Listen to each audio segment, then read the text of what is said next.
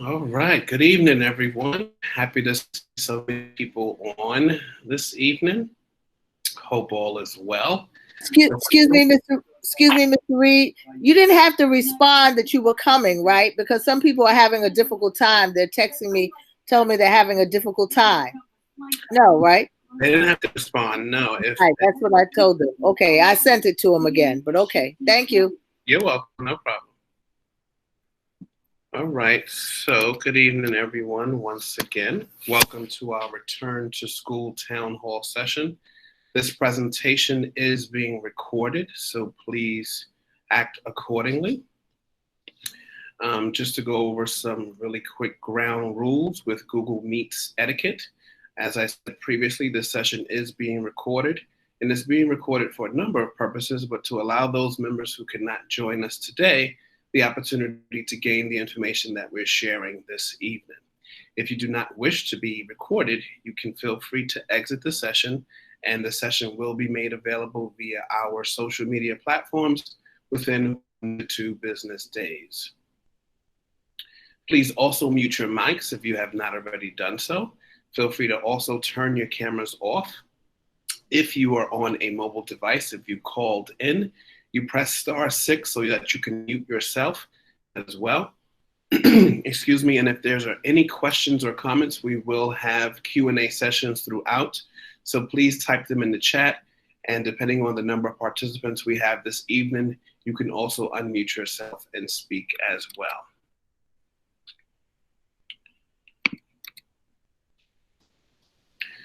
So today's agenda, again, welcome to everyone to our town hall session on the return to school programming options. This evening, I will discuss a number of things. I will remind our families and our students about our remote grading policy. We will discuss in detail the fall 2020 return to school programming options. I will also elicit your feedback around those options.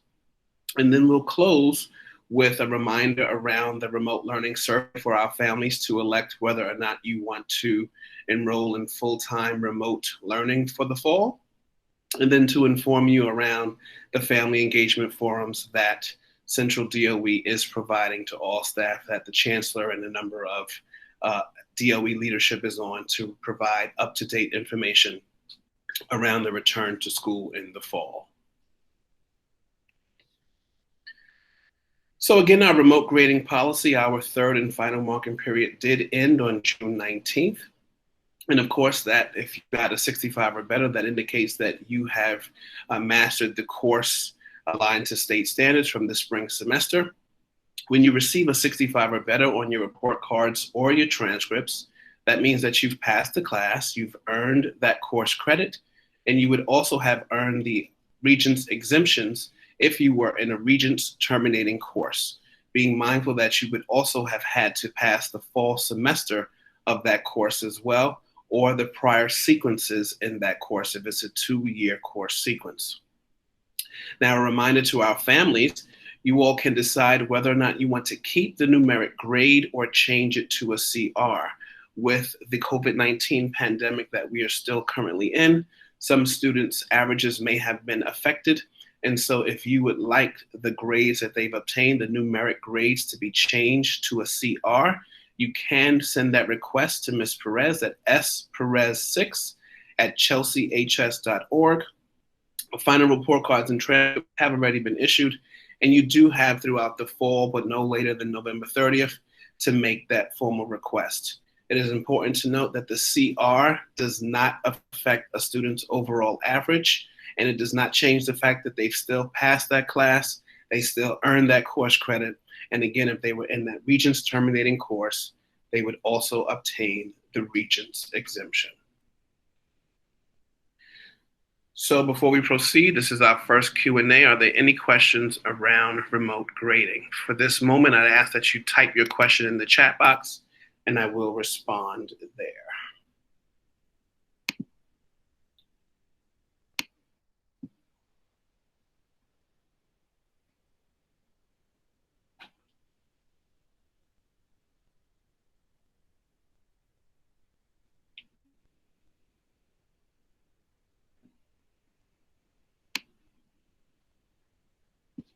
Give it a few more moments to make sure.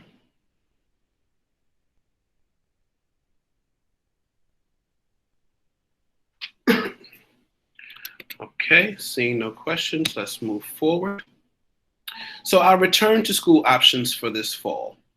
The context is that, of course, we want to accommodate the health and safety measures. That is our primary focus. That is of utmost importance. We want to ensure that our faculty, staff, student body, and families are safe.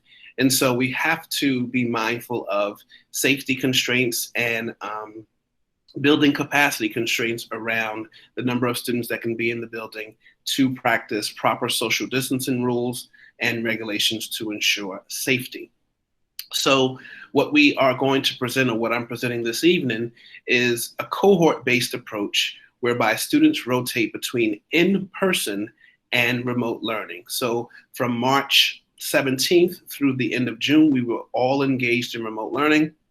And this fall, we're going to have a blended learning model where we have some in-person instruction going on as well as remote learning. Now, the key tenets of this plan, so families and students will be able to opt out of in-person instruction and choose remote learning full time. However, there will be defined time periods for parents to opt back in. So if families elect to this fall, let's say September, you decide that you want your child to enroll in remote learning full time, there will be quarterly opportunities. The dates are to be determined, whereby you can opt back in to a blended learning model where you would do the remote instruction and the in-person instruction. The reason why you cannot simply elect to do in-person at any time, because we as a school, we need time to program students back into the building so that everyone is safe. So the split model, so based on our constraints, so again, we have to look at the constraints that we have, and I will discuss those constraints in a minute, or considerations as I like to call them.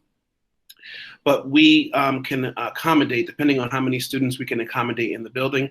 We have 3 different models that we are going to discuss so that we can get feedback around the model that we think would work best for our school community. And lastly, the spacing piece. With social distancing at our school, we do have smaller classrooms. So depending on the classroom that we're talking about, we can safely accommodate anywhere between 7 to 9 students, which includes staff members. Sometimes we have 2 or 3 adults in the classroom, depending on the class, the ICT setting, et cetera. So we're estimating that we can safely accommodate 7 to 9 students, depending on the classroom, with the addition of adults that will be in those spaces. When we do have some constraints as such, we will also plan to reutilize other spaces in the building so that instruction can continue. For example, we might have classes in the main office. We might have classes in the cafeteria. We might have classes in the college office. So there are spaces that we can utilize to accommodate the needs of the school and our student body. So the first model, Model 1, this is every other day with Enrichment Monday. And so this does have 2 in-person cohorts. So if you look at the models on the right side of your screen, you'll see Model 1A and you'll see Model 1B at the bottom. You have 2 groups of students who are coming into the building and they rotate their attendance on Mondays. So when we look at Model 1A, for example, Group A would come into the building Tuesdays and Thursdays. So every Tuesday and Thursday, those students who are in Group A will come into the building and they would alternate their Mondays in the building. So week 1, they're in for 3 days, as you see, Monday, Tuesday, and Thursday. And then week 2, they're not in on Monday at all. They're in on Tuesday and Thursday. And that flips for the Group B students. So they would come in on Wednesdays and Fridays every week and then alternate their Mondays. So if I'm a Group B student, my first week, I would come in only Wednesday and Friday. And then the second week, I would come in Monday, Wednesday, and Friday. And that changes every 2 weeks. So you just follow that every other week schedule with whichever group that you're in. So that's Model 1A. Model 1B, and then I'm sorry, of course, you do have the Group D you'll see Group D in every model that we're going to present. And that's for the students or families who elect to have their students in remote learning full time, at least for the start. Again, there will be defined time periods where you can opt back into in-person, but if you start the school year in remote fashion, you would be considered Group D. Now, when we look at Model 1B, a little different from 1A, you do have the same thing. You have 2 in-person groups, but the days are back to back. So for example, we look at Group A, so they would come in every Tuesday and Wednesday of every week. You look at Group B, they would come in every Thursday and Friday. And of course, again, they're alternating those Mondays. So if I'm Group A, that first week we start, I'd be in the building Monday, Tuesday, and Wednesday.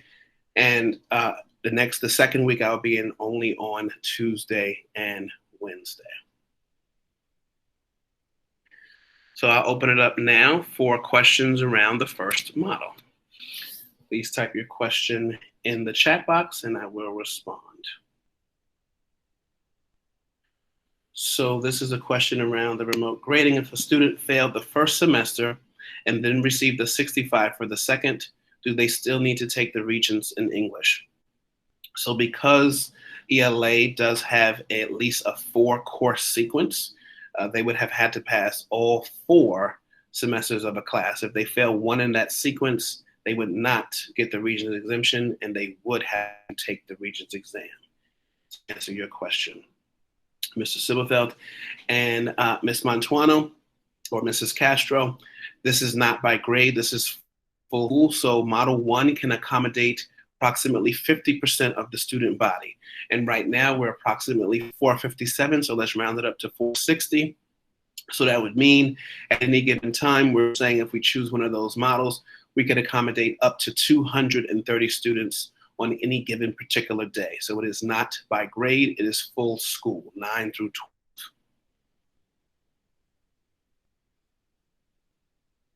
To answer your question, Thomas, it all depends on the numbers of students that we have in the building, but lunch will be very different.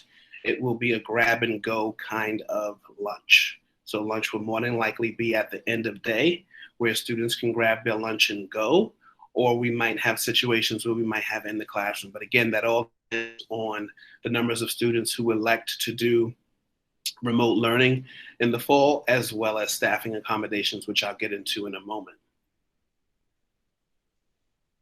To answer the next question, are there going to be mask mandates?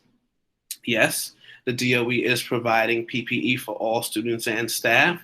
So yes, we will definitely, certainly have to wear masks all day while in the building.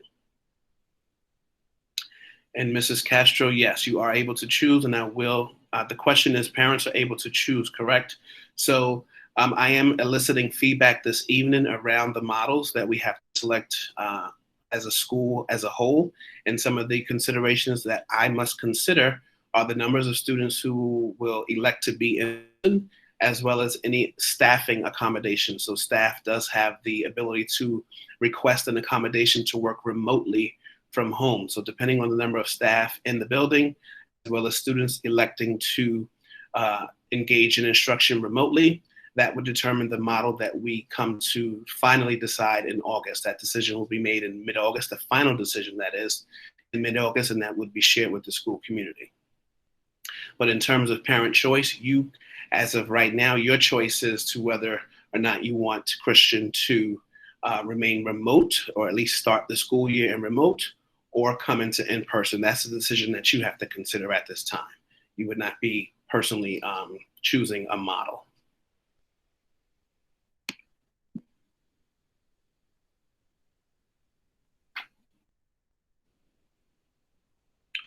You're very welcome, Mrs. Castro.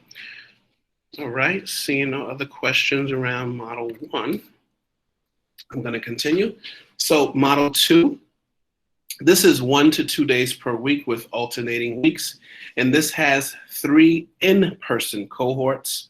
So what does this mean? So you do have the consistency of the 1 day a week where you can know that every day that week, whether your child is in Group A, Group B, or Group C, that's the day by which they would come to school every week regardless. So if I'm in Group A, for example, I will come to school every Wednesday. If I'm in Group B, for example, I will come to school every Thursday.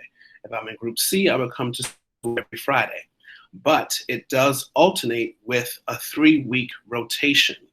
So when I look at Group A, for example, at the model on your screen, if I'm in Group A, that first week I'm in school 2 days a week, Monday and Wednesday.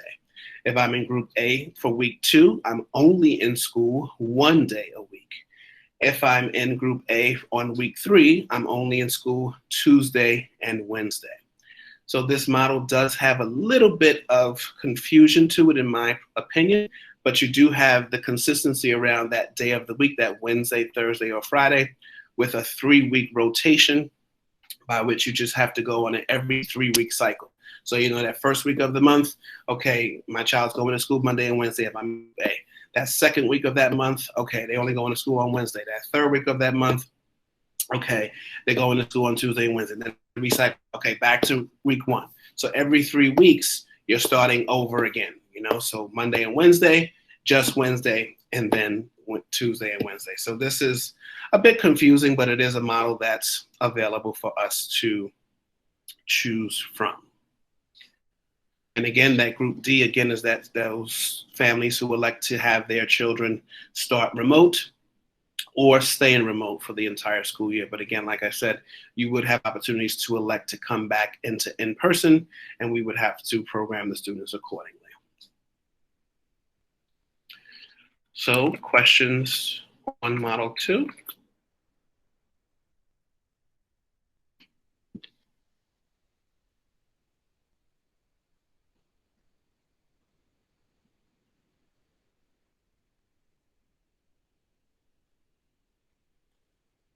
Okay, I'm not seeing any questions around Model 2. I'll give it just a few more moments, maybe moving faster than people can type.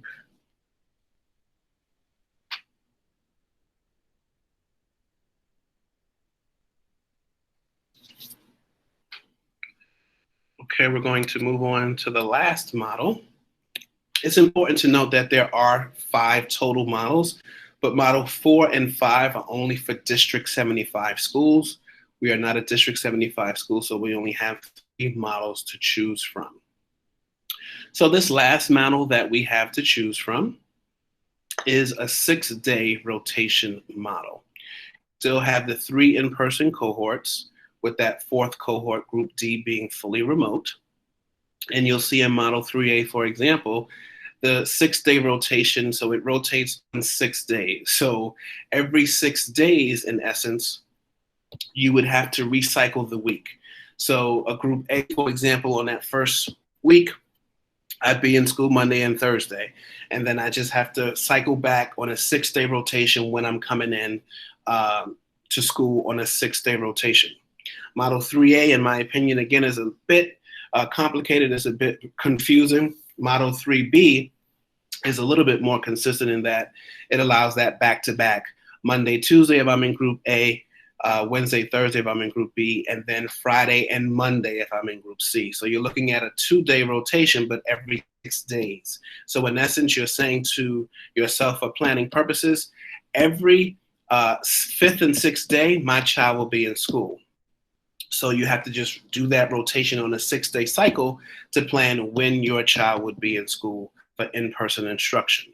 Regardless of the model that we decide to go with in the end, we will have full calendars, everything will be online so that everyone knows when they're supposed to be in. Students will be giving their own color-coded kind of situation where they could kind of know when they're supposed to come into the building, because, you know, all the models add a little bit of confusion to them all, but we want to make sure that whatever model we go with makes sense for our school community and makes sense for our CTE and academic programs that we have.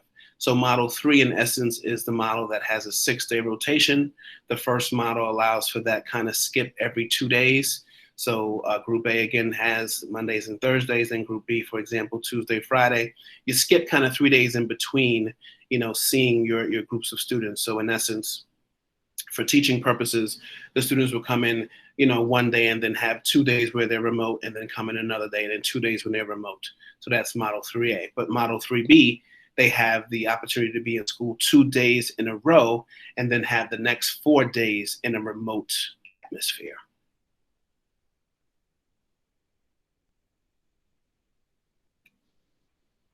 Our last model, questions?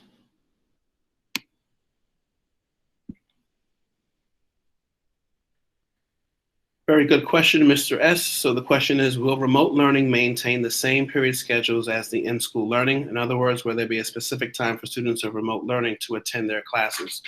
So for planning purposes at this stage, we are planning traditionally, where we have the full 8 periods, 45 minutes each, including lunch.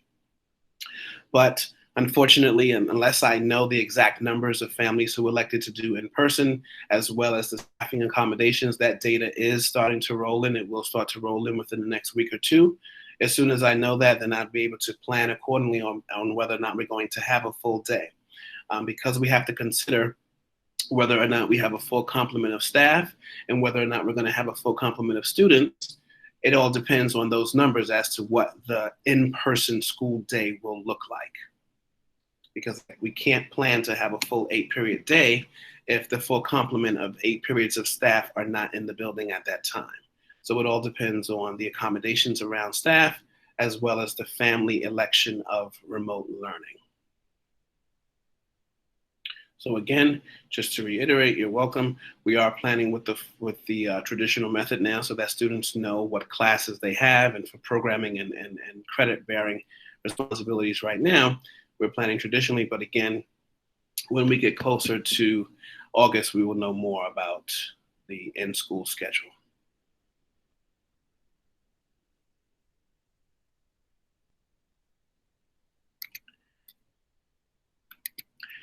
Any other questions?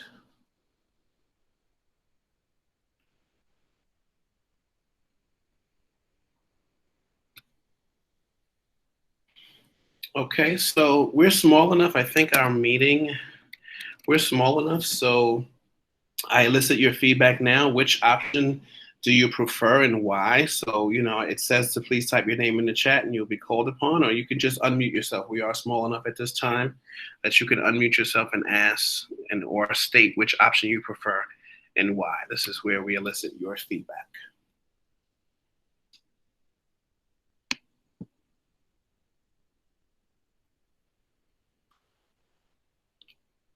Mr. Reed, this is Ms. Scott. As the UFT chapter leader, after I've taken a survey of teachers, most teachers selected either 1B or 3B. And as you have said, it all depends upon our enrollment as who decides to do what. So those were the two that most people, when I asked, that they selected. Thank you. Thank you for that, Ms. Scott. And I do see your feedback, Mr. Sibelfeld, 103. Thank you, Mr. Cancel, 103. Thank you for that. I see you, Ms. Perez, 3B. Gives students and teachers more consistency and can accommodate our student and staff population. Thank you. Thank you, Ms. Thomas, 3B. Okay. Thomas, I hear you. I see you're choosing Group D, remote. I understand. Thank you, Ms. Maxwell, 3B as well.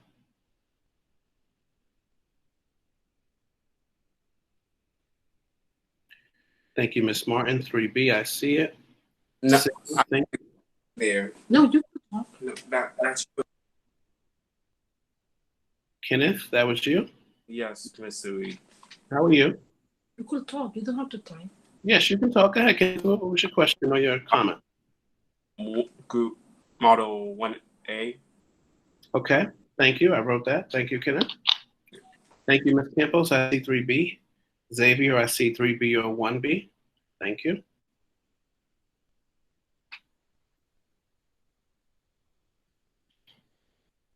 Mr. Reed, can you just go back to 1B for a moment? I'm sorry. It's Sure. basic. Okay, no problem. So here's 1B. You like me to explain it, or you just want to see it? I just wanted to have a comparison. So model 1B, they come 3 days a week and then it rotates to 2. So with 1B, you have the 2 consistent days back to back. So Group A would come in every Tuesday and Wednesday, and Group B would come in every Thursday and Friday. The only day that's alternating is Monday between the groups. So you, in essence, Group A would come in 3 days every 2 weeks. Group B would come in 3 days every 2 weeks.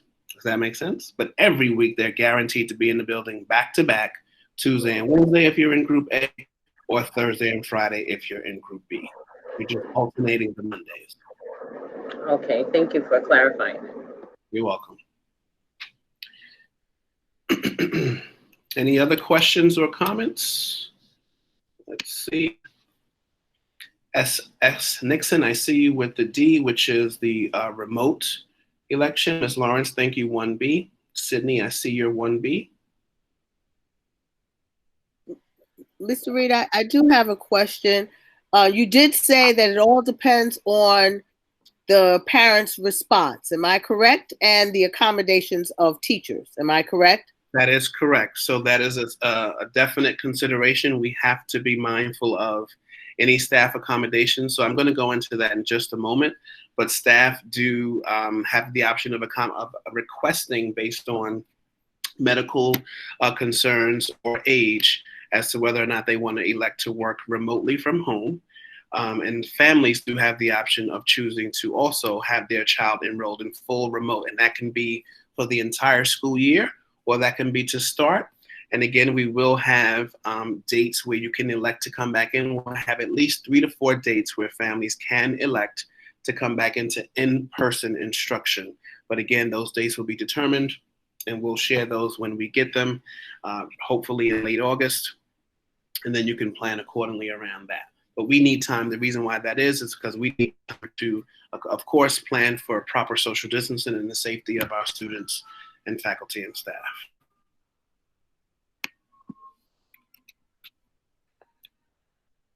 Okay, so thank you for that. So I did allude to this a bit, but some of the things that we have to consider as a school are families, right? So I am going to share the survey, or the link rather, for families to enroll in remote learning full-time. Again, and it says full-time, but again, you can come back or elect to do in-person at those 3 or 4 quarterly markers, as the Chancellor has previously shared. Again, we also have to consider staffing accommodations. So staff does have the option of requesting the ability to work remotely from home. And so once I get those numbers, then I could plan accordingly on the in-person, what that will look like in terms of the school building. And then we are a CTE school. And so with the hands-on activities that we have, one of the things that we want to ensure is continuity. We don't want our students to learn a skill one moment and then practice that skill one day and then not be able to continue to practice that skill until days later and or a week or 2 later. The last piece is, of course, safe social distancing in the building and the classrooms.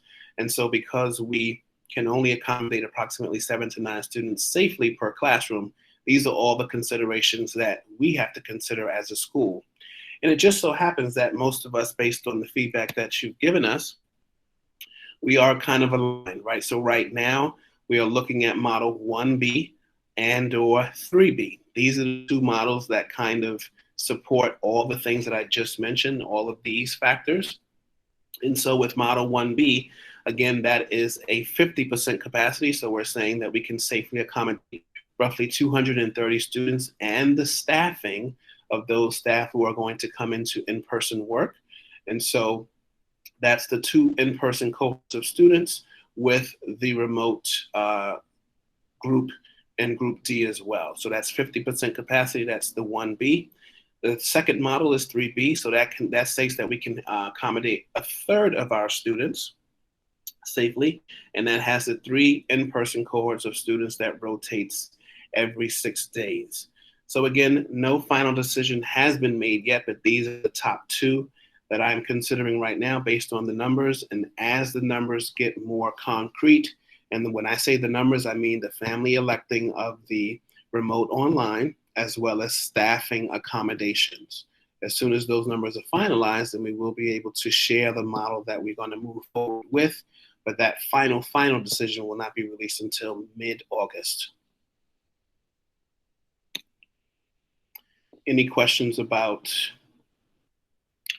the Chelsea options? So let's see. So no matter what, it will be the 1B based on returning students and staff. Yes, Ms. Thomas, that is one of the assumptions that you can make. The question was, or the comment is, so no matter what, it will either be 1B or 3B based on returning students and staff. Right. Those two models are the ones that make sense for all of our considerations as a Chelsea CTE high school.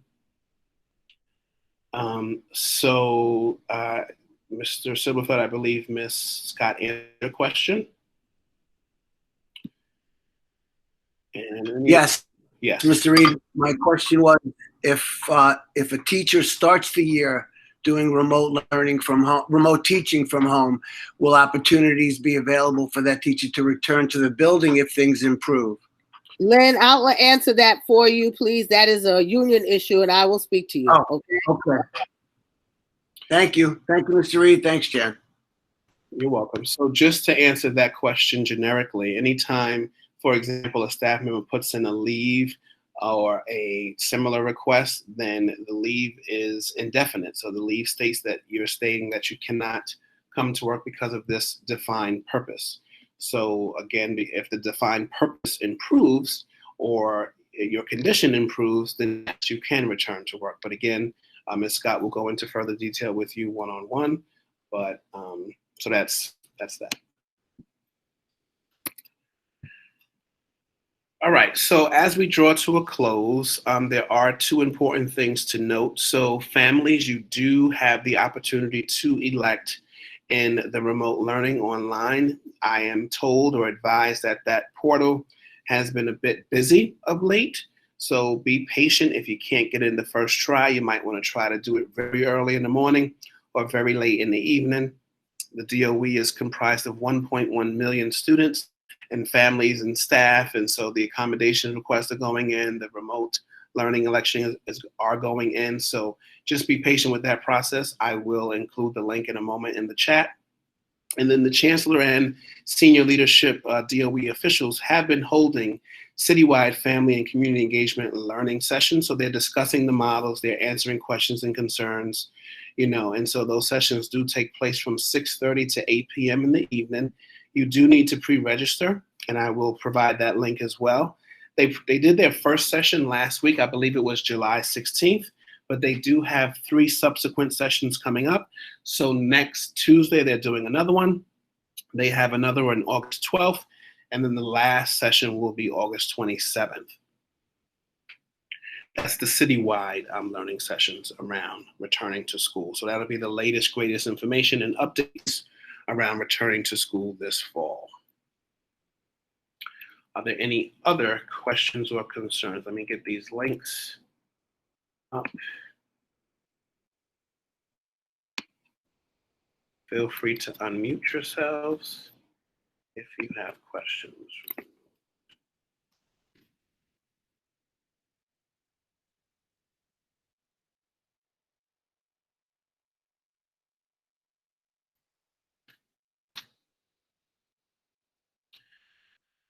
Mrs. Castro, the question was, how will we handle if anyone gets sick? So similar to before schools were closed, if there is a case positive COVID-19 in the building, then the building would be closed for a period of time. It's usually a day or two for deep cleaning.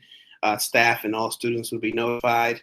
And then families can elect. I forgot to include, my apologies, that say you enroll in remote learning, you can, I'm sorry, how we handle it. I answered your question, Mrs. Castro, but I failed to mention that if you are in-person, if you've elected to do in-person instruction, you can always go to remote at any time. So for example, if you find out that someone has gotten sick and you're not comfortable with sending your child back to school, you can always elect to do remote at any time. You just cannot elect to go from remote to in-person at any time. So if, God forbid, someone gets sick in the building and a family is not comfortable with continuing to send their child, there will be no penalties, no issues with keeping that child at home because all of the instruction will be supported online anyway. So again, you can, if you're in person, if you started in person and you want to go full remote, you can do that at any time. It's just that if you are starting in remote, you have to come to in person with the defined enrollment period so that we can plan for that student to come into the building safely. I hope that makes sense. So the school is not testing students, at least to my knowledge as of today. School does not have the capacity to test students. But when we do have a case positive in the school building, the entire community is notified of that matter. Did that answer your question, Mrs. Castro? Yeah, okay, thank you. You're welcome.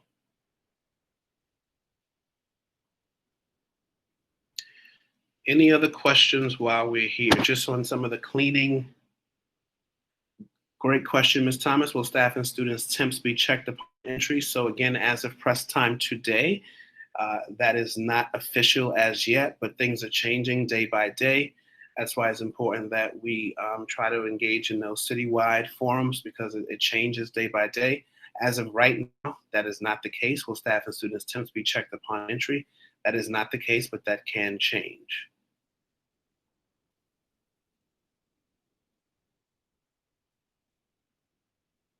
You're welcome. Stop sharing. Okay, everyone. So I thank everyone for their time. I will stop the recording now.